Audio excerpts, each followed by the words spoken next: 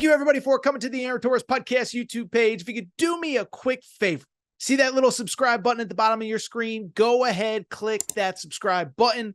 Really does help our channel grow, our audience grow, and I really do appreciate it more than you know. So click that subscribe button. Appreciate your support.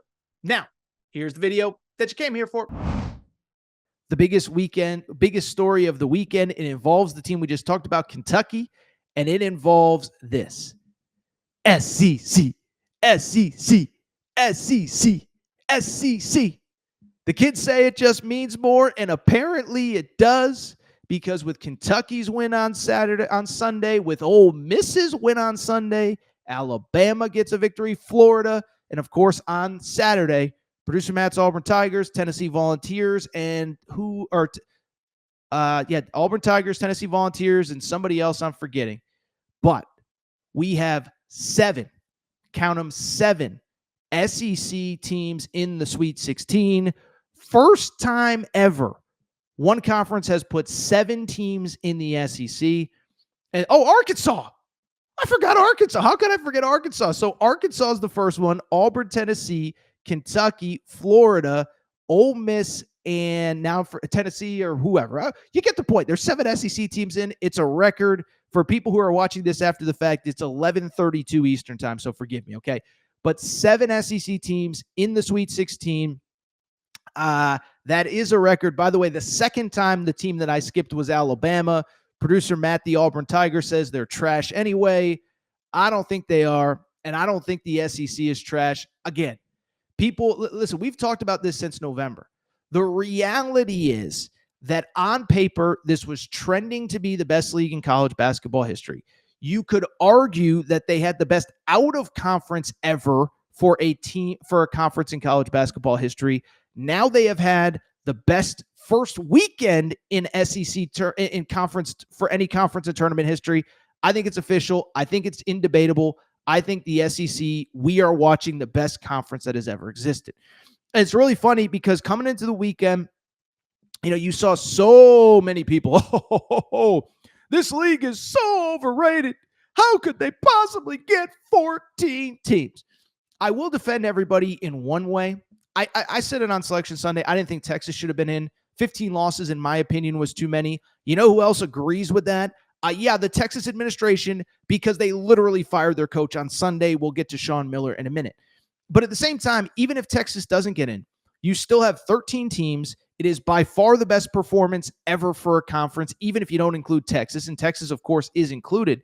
But beyond that, when everybody said that the SEC was overrated, first of all, the only teams that lost early in the tournament were basically 10 and 11. Oh, my God, Vandy lost as a 10 seed. What a shocker.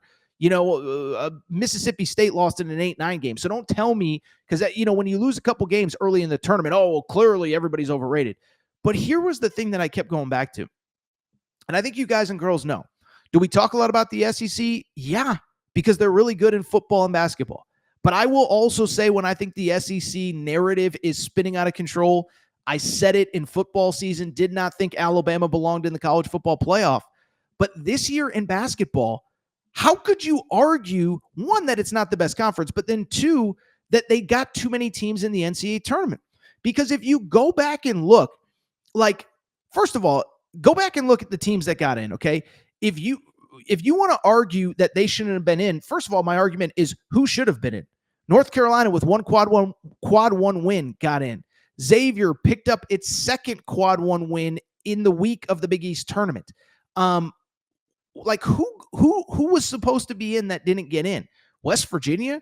Their coach was so mad he left for another job a day later. But beyond that, go back and look at these teams in the out-of-conference, because the out-of-conference has to matter. And so sometimes I believe these narratives are overblown. Oh, the SEC is not as good as everybody's making it out to be. They kind of stink. And it's like, but this year, go back and look at the out-of-conference. Forget what Auburn did, which beat everybody. Auburn beat Michigan State, UNC, Purdue. They beat Houston. They beat Memphis. I mean, Auburn destroyed everybody not named Duke. Alabama took care of Houston. Alabama took care of Illinois. I mean, the stat that I love about the SEC, one, the SEC had more wins over Houston than the actual Big 12 did. Houston went 19-1 against Big 12 teams. They went 0-2, I believe, against SEC teams, maybe 1-2, whatever. But so 2 wins against Houston. Alabama beat Illinois, beat Creighton, beat whoever. Auburn beat everybody.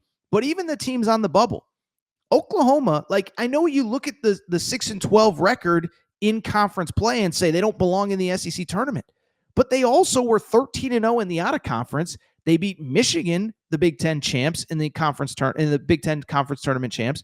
They beat Louisville. They beat Arizona. Like, Oklahoma was awesome in the out of conference.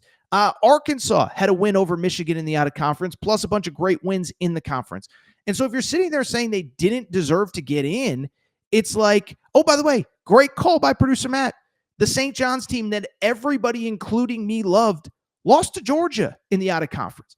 So, like, if Georgia's going to go in the out of conference and beat St. John's, like, how are we sitting here saying that these teams don't belong in? And again, who got left out that was more deserving than Oklahoma, than Georgia, than Arkansas, than Vandy? And now we get to the tournament, and the resume speaks for itself, right? First of all, beyond just the 7 teams, you know what kind of impresses me is just the manner in which these teams are advancing and the history that is being made, okay?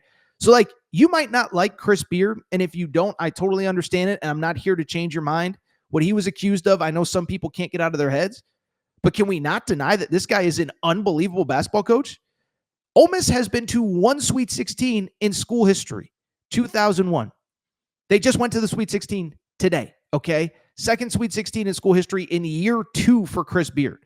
So, like, are we not supposed to acknowledge that Ole Miss was the 8th best team in the SEC and is going to the Sweet 16? How about Arkansas? 9th best team in the SEC. Beat the Big East regular season champs, Big East tournament champs in Big East country in what was essentially a road game. Arkansas, we talked about. We'll probably talk about them again in a minute. It's like, so listen, again, I am not one, if there's a narrative that's BS, I will call out the BS narrative. But are we not supposed to acknowledge out-of-conference wins? Are we not supposed to acknowledge that conference basically dominated everybody in the out-of-conference portion of the slate? And so, listen, there's other good conferences. Big 12's excellent. Houston's in the Sweet 16. BYU's in the Sweet 16. Arizona is coming down to the wire against Oregon. We'll keep you updated on that. So it's not as though, like, the Big 12 wasn't good. The Big 10, by the way, Michigan, Purdue, Maryland winning at the buzzer. Michigan, the Big 10, of course, has 3, maybe 4. Michigan State, Maryland, Michigan. Yeah, so the Big 10 has 4. The Big 12, I believe, right now has 2 and maybe 3, depending on what happens in the Arizona game. And so, like, or they have 3 too. So they'll either have 3 or 4 because they have Houston, Texas Tech, and BYU, maybe Arizona. So it's not to say that there aren't other great leagues, but this team was awesome all year. The out-of-conference has to count. And the thing, again, that stands out to me is the reality that, in my opinion, if you look at it, is that they just dominated the out-of-conference, and they did things in the out-of-conference that nobody's ever done, and now they're doing things in the tournament that these schools have never done. I mentioned Ole Miss had been to 1 Sweet 16 ever. Do it again in year 2 under Chris Beard. This stat blew me away. From 1991 until Nate Oates got to Alabama, they had been to the Sweet 16 one time. So one time in about a 25, 26, 27-year period. They've now gone 4 times in 5 years. We know what Bruce Pearl has done. By the way, Rick Barnes, oh, that guy never wins in March. Yeah, guess what? He's been to 4 Sweet 16s in the last, 6 years. John Calipari, oh, he's left for dead. We thought that they, what's the quote we used? They put us in the coffin. They just forgot the nails. He's going to the Sweet 16. Mark Pope, oh, he's never won a tournament game. First year at Kentucky in a program in the SEC gets there as well. So listen, I could go on and on. I don't want to undersell what other leagues have done, but I thought it was absolute nonsense to argue that the SEC was somehow overrated. Credit to those teams. 7 teams in the Sweet 16. We don't quite have every game set yet, but there are going to be some barn burners next weekend. And again, I think, you start to look ahead among many of them. Tennessee against Kentucky and Indianapolis.